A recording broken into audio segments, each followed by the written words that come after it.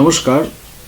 গত ৩রা এপ্রিল ২০২৫ মহামান্য সুপ্রিম কোর্টের এক আদেশ বলে প্রায় ২৬,০০০ শিক্ষক শিক্ষিকা চাকরি থেকে বরখাস্ত হন এবং তারপরের সিচুয়েশন আমরা সবাই জানি যে একটা আমাদের এই পশ্চিমবঙ্গ বা কলকাতায় তাতে অ্যাজিটেশন চলছে, বিভিন্ন রকমের বিশৃঙ্খলার সৃষ্টি হয়ে আছে এবং এদের ভাগ্য কি হবে সেটা ভবিষ্যৎ বলবে, তার কথা। কিন্তু সেই ব্যাপারে আমি আলোচনার জন্য এই ভিডিওটা আপলোড করছি না। যেহেতু অনেক বছর ধরে আমি সোসাইটি নিয়ে কাজ করছি, প্রায় ১৯ বছর ধরে, আমি দেখেছি সোসাইটির আপডাউন বা 19-এর সময় দেখা গেছে প্রচুর লোকের চাকরি চলে যাওয়া এবং প্রচুর লোকের চাকরি চলে যাওয়ার পরবর্তী সময়ে যুদ্ধ পরিস্থিতি সৃষ্টি হয়। তাতে বেশ কিছু সামাজিক একটা ইম্প্যাক্ট চলে আসে। তো সেটা যাতে পুনরাবৃত্তি না হয় সেই কারণে আমার এই ভিডিও বার্তা।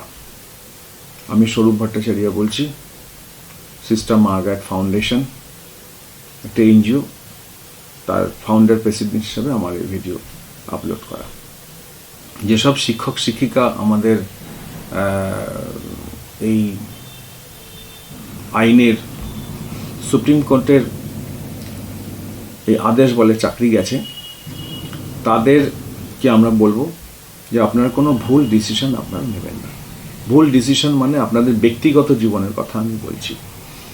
কারণ আমি গত কোভিড-19 সময় আমি দেখেছি যাদের চাকরি চলে যায় তারা বিভিন্ন রকমের হতাশায় ভোগে, হতাশা থেকে তাদের জীবন শেষ করে দেওয়া পর্যন্ত তারা পিছপা হয়নি।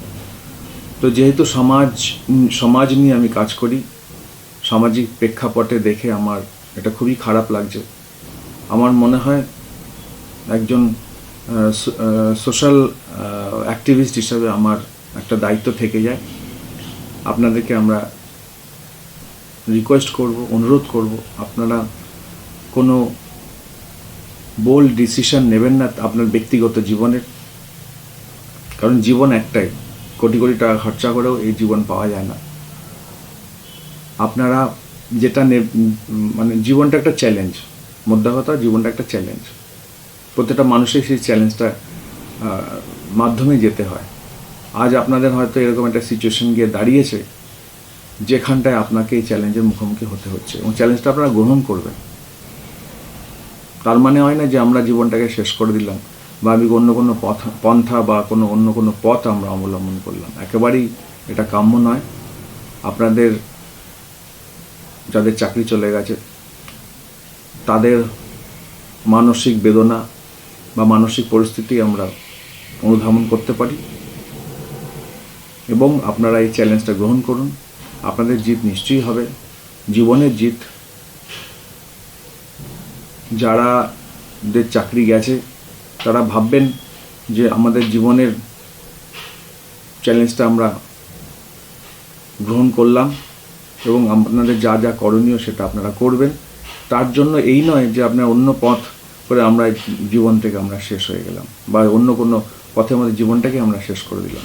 কারণ আপনাদের পরিবারের কথা মনে করবেন, আপনাদের অনেকের মা আছে, সন্তান আছে, স্ত্রী আছে, তাদের কথা ভেবে এমন কোনো ডিসিশন আপনারা নেবেন না যেখানে সমাজের প্রতি তার একটা ইম্প্যাক্ট আসে।